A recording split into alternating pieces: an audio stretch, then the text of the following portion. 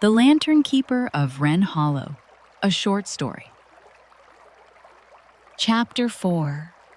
The Bone Button.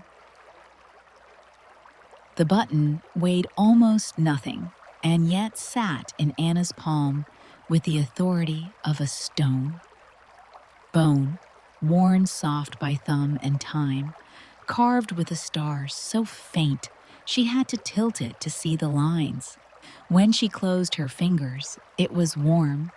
When she opened them, a breath of cool air touched the skin, as if the night had been reading along. "That's not yours yet," the voice had said. Anna stood very still, at the scarecrow's feet, the ribbon at its wrist fluttering like a quiet warning. She looked up at the tin-pricked face. It did not change. Why would straw change? And still, some part of her felt watched, the way a room feels watched when you know a cat is in it. Unseen, but certain. "I'll bring it back if I'm wrong," she whispered, and the orchard answered with the soft clatter of a distant twig dislodged by frost. She slipped the button into her coat pocket and made for the cottage lights. The lantern-keeper opened the door before she knocked, as if the hinges had read her footsteps. Their gaze dropped to Anna's pocket without prying, a trick of attention she'd come to recognize as kindness. "Tea," the keeper said. It sounded like a diagnosis and a cure both. They steeped a blend called Field Warmth. Rosemary, apple peel, something that tasted like a quiet meadow. Anna set the button on the table between them. In the lamplight, the faint star caught and held a milky glimmer, like a thumbprint preserved in bone. "It was at the scarecrow's feet," she said.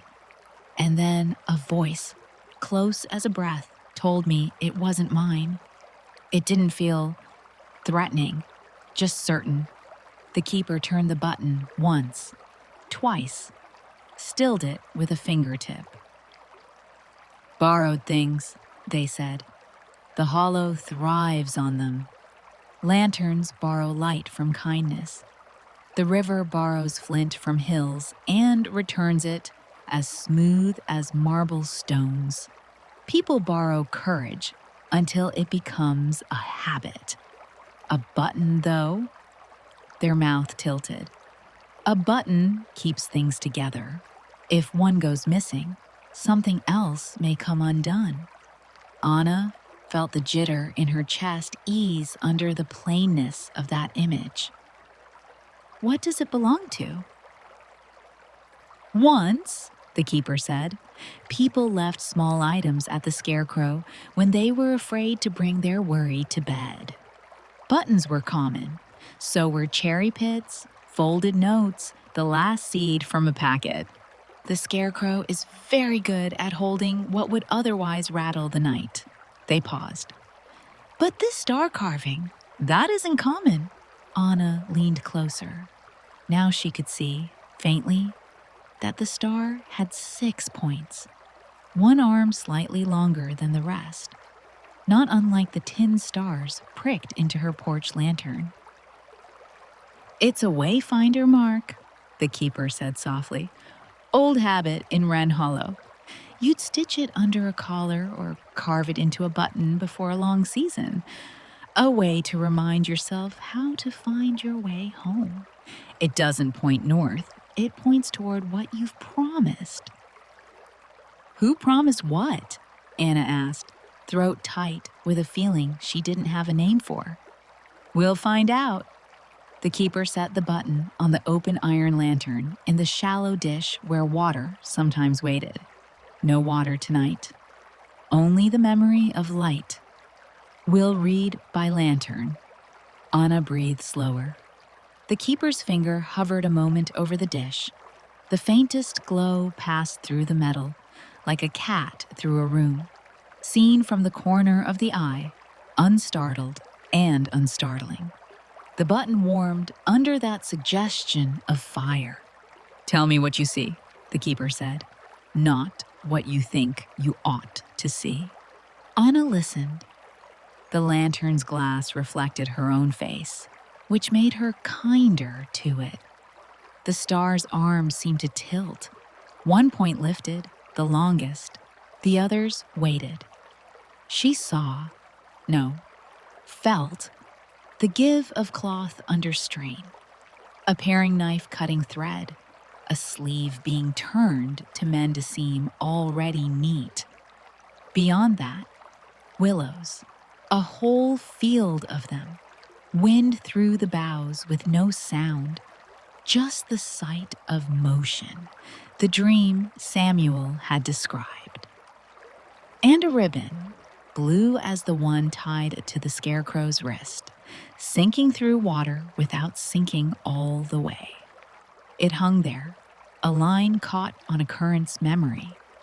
"I see a promise that forgot the words, but remembers the tune," Anna said. "I see willows." And a ribbon that went into the river and decided to wait. The keeper's eyes warmed. "The Willow Gate, then." "Is that a real place?" she asked, half hoping the answer was no, because names like that usually lived in stories she read in old books. "As real as a promise," the keeper said. "At the bend where the river slows, the willows form an arch. In harvest years, the town ties a ribbon there as thanks. Sometimes people tie their own for reasons they can't quite say. We call it a gate because it lets things pass. Grief, praise, stubbornness, without letting them flood." "Samuel's dream," Anna said, remembering the silence under the willow wind. "He said the willows moved, but there was no sound." "Silence is a sound in this town," the keeper said. "It means something is listening without interrupting." Anna traced the edge of the button. "Do I return it there?" "You carry it there," the keeper said carefully. "But return is too simple a word. Borrowed things come back with stories, not just with apologies. The Willow Gate prefers both." "Then I'll bring a story," Anna said, too quickly, as if quickness could stand in for bravery. "You already have one," the keeper said, not unkindly. "Everyone who comes to Wren Hollow does." They slid a small jar across the table, label steady as always. "Soft goodbye." Beneath, in neat script, "Sweetens the last 5 minutes. Good for gates." Next to it, "Soft apology. Stir counterclockwise at dusk. Speak the right name." And one she hadn't seen. "Borrowed light. For when the lantern you need is not your own." "I can't take all these," she protested. "You're not taking them," the keeper said. "You're carrying them to where they were always going." Anna tucked the jars into her bag like someone packing a picnic. Her hands trembled the way hands do when they've been too brave already and haven't yet been thanked. "Will you come?" she asked, surprised by how much she wanted the word "we" to exist. The keeper's smile tilted toward regret. "The Willow Gate prefers one voice at a time. To muddle the current. But you won't be alone." "Samuel," Anna guessed, and the keeper's not-quite smile agreed. She found him at the millstone, sitting with his coat collar up and his lantern low, the way people sit when they're speaking to a place first and a person second. "You heard," he said, when she stopped a little distance away. "I saw," she answered, and showed him the button. The star seemed to wake in his presence, like a dog lifting its head to a familiar voice. Samuel reached, but didn't take it. "My mother used to sew those under our collars before harvest," he said. "Set it took some of the worry away so our hands would be careful. I lost one once and spent a week feeling like I'd mislaid my own name. His mouth folded into a rueful smile. The hollow found it for me. Or maybe I found it because the hollow held still long enough for me to notice. "Do you think it's yours?" Anna asked, not because she wanted to give it up, but because the question had meaning. He shook his head. "No. That line's too fine. My mother's hand was heavier by the end. And that longer arm, keeper's mark. Theirs, or someone they taught. But I think it wants to go where my feet have been dreaming about. The Willow Gate." He nodded and stood, his lantern tipping a little brighter, as if it wanted to stretch. "Easy way or honest way?" "Honest," Anna said, before she could wonder what the easy one might be. "Good," Samuel grinned briefly. "We'll walk." They crossed the green where the jar lanterns remembered Halloween and still held a faint tea stain of glow. They passed Mina's hearth, dark but for a single square of kitchen light. Mina, Anna imagined, was rewriting tomorrow's chalkboard in her head. At the church, the wind-vane fox pointed its nose toward the river. Beyond the last house, the lane narrowed to a thought and then to a path. The willows made their own weather. Even before they reached the bend, Anna felt the temperature drop the way a room cools when someone opens a door to snow. The branches swayed, slow and synchronized, without the usual gossip of leaves. Silence, thick and companionable, pooled at their roots. "There," Samuel said, stopping at the arch the trees made, when the river curved upon itself like a sleeping animal. Ribbons fluttered from the lower boughs, faded red, corn silk yellow, a strip of plaid, a twist of plain twine. One blue ribbon knotted higher than the rest had loosened. Its tail trailed toward the water, where it had caught and learned to hang. Anna's palm grew warm around the button. It wasn't unpleasant. It felt like carrying a small bird that had decided, for now, to be still. "What do I do?" she asked, voice stripped of anything that might have called itself certainty. Samuel set his lantern on a flat rock and crouched, elbows on knees. "Speak the thing you kept to yourself. Then give the gate what isn't yours to carry.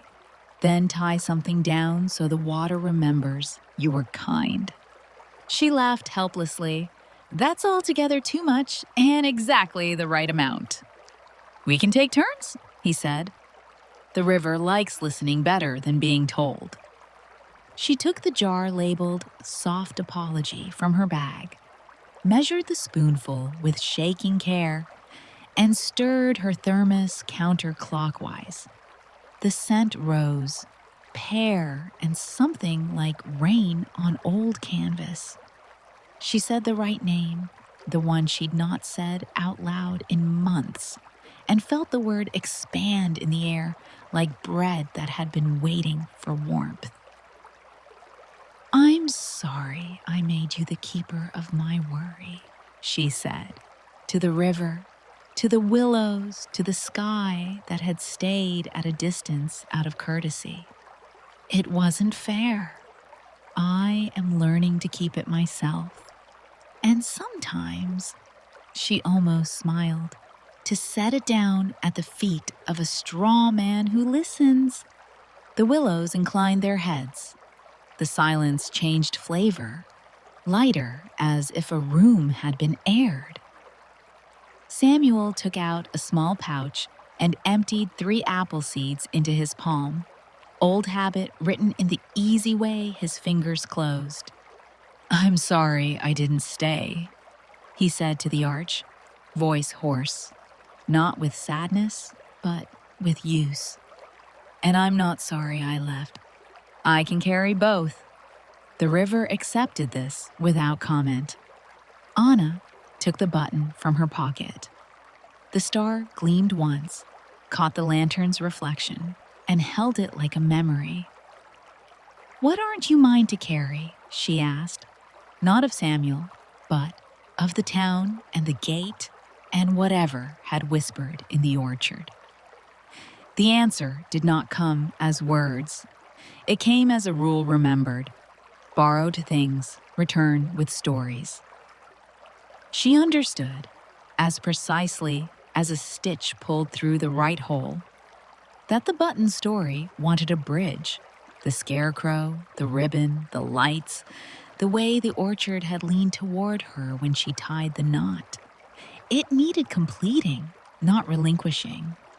"Not mine," she said aloud, "but I'm part of its middle." She looked to Samuel. He nodded once. The gesture meant, yes, go on. Anna stepped under the willow arch. Tied into the bark at shoulder height, she found the end of the blue ribbon she had seen in her lantern vision. Damp, cool, patient. With her free hand, she pulled a longer tail of yarn from her bag, the twin of the scarecrow's wrist ribbon, and measured enough to double knot. "To keep the path lit," she murmured, echoing the whisper they'd heard 2 nights before.